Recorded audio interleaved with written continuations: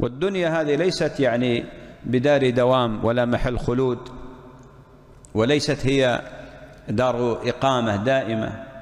الدنيا هذه مثل الجسر يعبر عليه الإنسان لدار أبدية سرمدية. ولذلك العاقل هو الذي ينظر إلى المآلات، العاقل هو الذي ينظر إلى الباقي ولا يخلد إلى الفاني. مثل ما قال علي: ارتحلت الآخرة مقبلة وارتحلت الدنيا مدبرة، فكونوا من أبناء الآخرة ولا تكونوا من أبناء الدنيا، فإن اليوم عمل ولا حساب، وغدا حساب ولا عمل.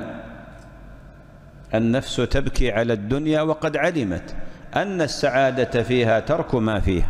لا دار للمرء بعد الموت يسكنها إلا التي كان قبل الموت يبنيها، فإن بناها بخير طاب مسكنه، وإن بناها بشر خاب بانيها. أموالنا لذوي الميراث نجمعها، ودورنا لخراب الدهر نبنيها. فاعمل لدار غدا رضوان خازنها، الجار أحمد والرحمن بانيها. قصورها ذهب والمسك طينتها، والزعفران حشيش نابت فيها. لذلك يجب على كل مسلم أن يكون نظره سماوي، أن يكون نظره مآلي، أن يكون نظره مع الباقي وليس مع الفاني.